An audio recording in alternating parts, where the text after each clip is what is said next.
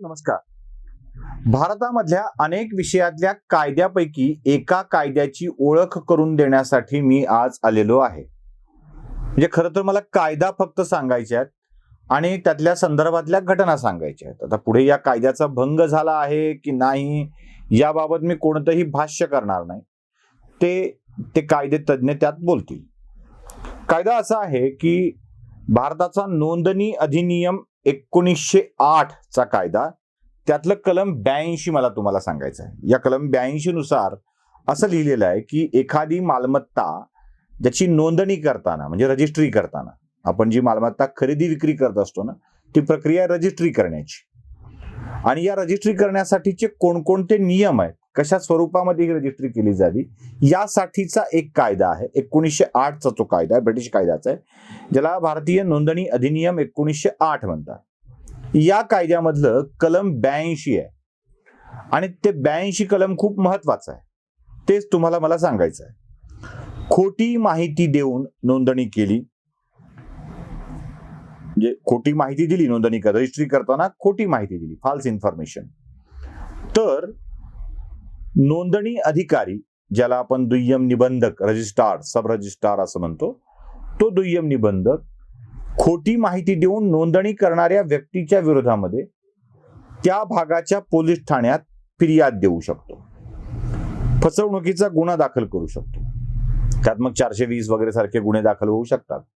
आणि या कायद्याअंतर्गत दाखल झालेली तक्रार ही 3 वर्ष शिक्षेसाठी पात्र असते. यात खोटी माहिती दिली असेल आणि ती सिद्ध करणं खूप सोपं आहे, कारण माहिती जी आहे ती अस्तित्वात असते आणि ती कागदावर दाखवलेली वेगळी असते. त्यामुळे 3 वर्षाची शिक्षा या केसमध्ये होऊ शकते. आता कायदा कळलाय. भारतीय नोंदणी अधिनियम 1908 च्या कलम 82 नुसार नोंदणी करताना खोटी माहिती दिली असेल तर सब रजिस्ट्रार, उपनिबंधक त्याबाबतची तक्रार त्या हद्दीच्या पोलीस ठाण्याकडे देऊ शकतो. त्यात फसवणुकीचे इंडियन पिनल कोडचे वेगळे गुन्हे लागू शकतात आणि या गुन्ह्याअंतर्गत गुन्हा सिद्ध झाल्यावर 3 वर्षापर्यंतचा कारावास गुन्हेगाराला होऊ शकतो. मी हे यासाठी सांगतोय की खोटी माहिती म्हणजे काय हे लक्षात घ्या.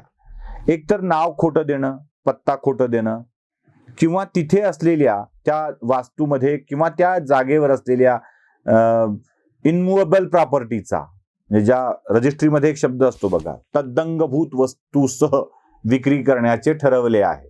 त्याची एक किंमत ठरलेली असते आणि त्या किमतीप्रमाणे त्यात अमुक आहे, शेत असेल तर विहीर आहे, मोटर आहे, 10 नारळाची झाड आहेत, एक फार्म हाऊस आहे, अशा सगळ्या वस्तूंची नोंद त्याच्यामध्ये केलेली असते. त्याला मराठीत एकच शब्द तद्दंगभूत वस्तूसह, मग त्याची वेगळी वर्गवारी करावी लागते.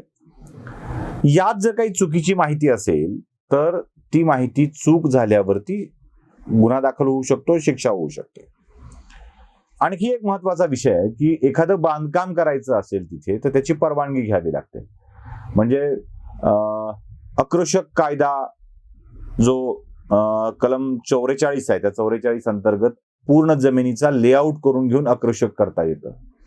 त्यासोबत 47B नावाचा एक वर्ग आहे की एकूण कृषी वापराच्या योग्य असलेल्या जमिनीच्या काही भाग, 1.5 भाग, 10 एकर असेल तर 1 एकर, तर त्यात फार्म हाऊस किंवा तत्सम कृषी पूरक गोडाऊन बिडाऊन बांधणे यासाठीचा आक्रषक परवाना मिळत असतो.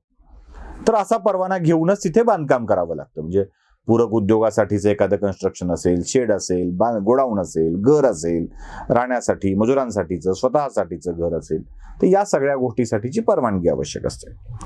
आता या माहिती देऊनच त्याच्या खरेदी विक्रीचा व्यवहार होत असतो, किंमत तशीच ठरत असते. महाराष्ट्रामध्ये एक व्यवहार असा झालाय की ज्यात माहिती देताना असं म्हटलंय की ती जमीन खरेदी केली आहे, पण त्या जमिनीमधल्या घरांची नोंद ग्रामपंचायत मध्ये करण्यात आली आहे. हो, मी कुर्ल्याविषयी बोलतोय. अन्वय नाईक नावाच्या व्यक्तीने ठाकरे आणि वायकर परिवाराला, दोघांना मिळून संयुक्त आपला एक प्लॉट, बंगला काहीतरी विकला आणि तो विकल्यानंतर म्हणजे अन्वय नाईक या जागेवरील बांधकामाच्या घरपट्टीचा कर आधी भरत होता. बघा, म्हणजे अन्वय नाईक संपूर्णतः घरपट्टी भरत होता, ग्रामपंचायत ती घरपट्टी घेत होती. आता कर घेणे आणि परवानगी असणे नसणे हा विषय वेगळा आहे. म्हणजे आपल्या मनपाच्या हद्दीत गुंठेवारी किंवा बांधकाम न करता जी घरं बांधली जातात ती अवैध असतात, पण त्यावर कर आकारणी केलेली असते. म्हणजे तुम्हाला राहायचा कर द्यावा लागतो, तर ग्रामपंचायत ती कर घेत होती. पुढे कालांतराने असं कळलं की CRZ अंतर्गत त्याला परवानगी मिळणं शक्य नाहीये, म्हणून ते पाडण्यात आलं, असाही दावा ग्रामपंचायतच्या वतीनं करण्यात आला. पण या घरपट्टी भरणे आणि पाडणे या मधल्या कालावधीमध्ये त्या घराचा व्यवहार होऊन गेलेला आहे. म्हणजे अन्वय नाईक यांनी मृत्यूपूर्वी ही घरं ठाकरे आणि वायकर यांना विकलेली आहेत, ही जागा विकलेली आहे. यानुसार ठाकरे आणि वायकर यांच्या प्रतिनिधीनं ग्रामपंचायतला अर्ज करून त्याची घरपट्टी आपल्या नावानं लावून घेतलेली आहे आणि ती भरलेली देखील आहे. सरपंच दावा असा करतायत की अन्वय नाईकनंच बांधलं, अन्वय नाईकनंच पाडलं, मग विकलं ते तद्दंगभूत वस्तूसह विकलं का, त्याच्या सहित ते विकलं का? कल्पना असली पाहिजे क्लिअर. ज्यांनी विकत घेतलंय त्यांनी तिथे असलेल्या कच्च्या पक्क्या काय घरासह ते विकत घेतलेलं आहे, मग त्याच्यासह विकत घेतलंय म्हणूनच ग्रामपंचायतला घरपट्टी आपल्या नावानं भरण्याची परवानगी मागितलेली आहे. मी पुन्हा स्पष्ट करतोय, ग्रामपंचायतीकडं नमुना नंबर 8A असतो, ज्यावर घराची नोंद असते, आणि घर नसेल तर त्याची नोंद तलाठ्याकडे असते आणि तलाठ्याकडे 7/12ची नोंद असते. गाव नमुना 8A आणि गाव नमुना 7 आणि गाव नमुना 12, 7/12च्या नोंदी तलाठ्याकडे असतात, जी कृषक जमीन असते, आणि 8A ची नोंदणी जी अकृषक जमीन असते त्याची नोंद ग्रामपंचायतकडे असते. गावठाण आणि गाव या दोन्हीत खूप फरक आहे. मग 7/12वरच्या नोंदीचा कर ग्रामपंचायतकडे भरण्याचं कारण काय? जर शेतसाराच भरायचा आहे तर शेतसारा हा तलाठ्याकडे भरला जातो, तहसील कार्यालयामध्ये भरला जातो, महसूल यंत्रणेकडे भरला जातो. महसूल हे स्वतंत्र मंत्रालय आहे, ज्याची रचना जिल्हाधिकारी, तहसीलदार, मंडळ अधिकारी, तलाठी अशी आहे. ग्रामविकास ही स्वतंत्र यंत्रणा आहे, ज्याची रचना जिल्हा परिषद, पंचायत समिती, ग्रामपंचायत अशी आहे. ग्रामस्तरावरचा ग्रामविकासचा अधिकारी ग्रामविकास अधिकारी अथवा ग्रामसेवक आहे. या दोन्हींची कर आकारणीची पद्धत वेगवेगळी आहे. महसूल विभाग शेतसारा घेतो, तर घरपट्टी, पाणीपट्टी, वीजपट्टी हे ग्रामपंचायत घेतं. 2 स्वतंत्र विभाग, 2 स्वतंत्र परवानग्या. जर शेत जमिनीचं घराच्या ह्याच्यात वापर करायचा असेल तर अकृषकचा परवाना जिल्हाधिकारी देतात, इकडची जी व्यवस्था देत नाही ग्रामविकासची, आणि मग ते बांधून झाल्यावर तिथे बांधकामाच्या परवान्यासहितची बाकीची नोंद ग्रामविकास मंत्रालय करतं. या प्रकारामध्ये जेव्हा घरपट्टी भरण्यासाठीचा विषय येतो तेव्हा जर ती शेत जमीन असेल तर शेतसारा भरला पाहिजे, घरपट्टी मात्र ग्रामपंचायतकडे भरले जाते. याचा अर्थ असा आहे की त्या रजिस्ट्रीमध्ये तद्दंगभूत वस्तूसह ती विकलेली आहे, आणि घरं पाडून ती घरं आहेत असं म्हटलं असेल तर ती एकतर विकणाऱ्याने केलेली फसवणूक आहे किंवा विकत घेणाऱ्याने केलेली फसवणूक आहे. विकत घेणाऱ्याची फसवणूक झाली आहे असं म्हणावं तर विकत घेणाऱ्याने ग्रामपंचायतकडे अर्ज करून पुन्हा कर भरण्यासंबंधीची विनंती केलेली आहे, म्हणजे त्यांची फसवणूक झालेली नाही. मग ही खोटी माहिती विकत घेणाऱ्यांनी नोंदणी करणाऱ्या व्यक्तीला का दिली? इथे कलम 82चा वापर करता येऊ शकतो का याचा देखील विचार करण्याची गरज आहे. दुसरा एक मुद्दा अजून एक चर्चेत आहे, तो म्हणजे नवाब मलिकांचा. उस्मानाबाद जिल्ह्यातल्या येडशी इथं 150 एकर शेत जमीन नवाब मलिकांनी विकत घेतलेली आहे. नवाब मलिक हे महाराष्ट्राचे रहिवासी नाही आहेत.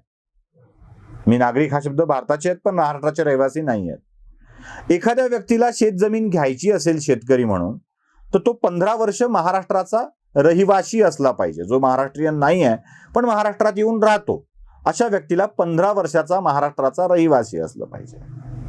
नवाब मलिकांचा जन्म उत्तर प्रदेशामधला आहे. नवाब मलिक राहायला मुंबईमध्ये आलेले आहेत.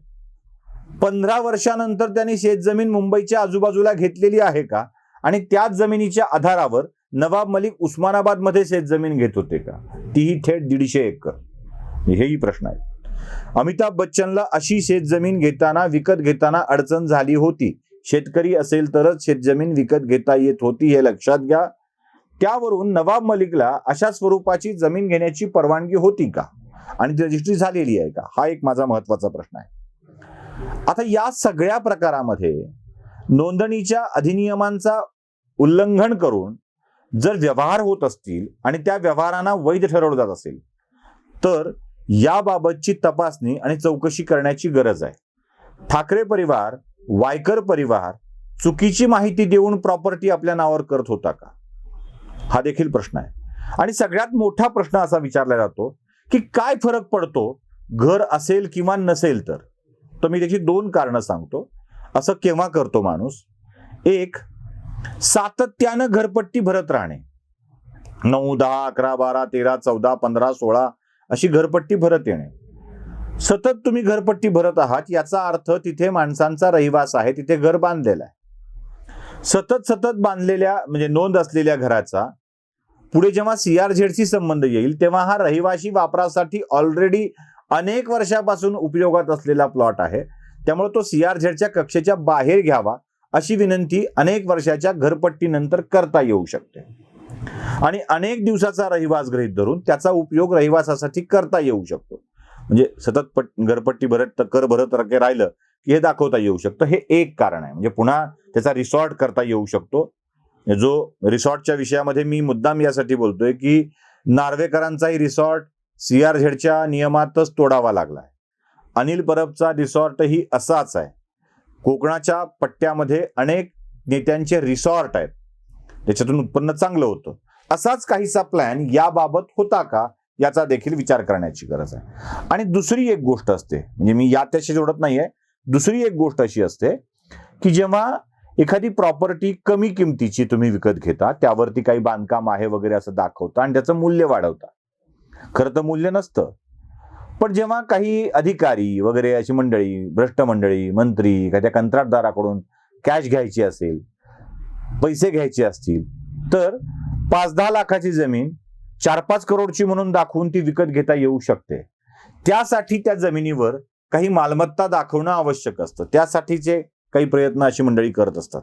भावच वाढवून घेऊन टाकायचा, म्हणजे 5 लाखाची जमीन विकायची पण 50 लाखाचा हिशोब दाखवायचा, म्हणजे 45 लाख आपोआप लाच्यामध्ये येऊन जातात, वाईट घेता येतात. हे एक त्यामागचं मोठं कारण आहे. असं काहीसं गणित या सगळ्या मागं होतं का, याचा देखील तपास करण्याची गरज आहे. आणि जे मी कायदे सांगतोय त्या कायद्यांचा देखील गांभीर्यानं विचार करण्याची गरज आहे. तरच यातली वस्तुस्थिती आणि सत्य सगळ्यांच्या समोर येईल. नमस्कार.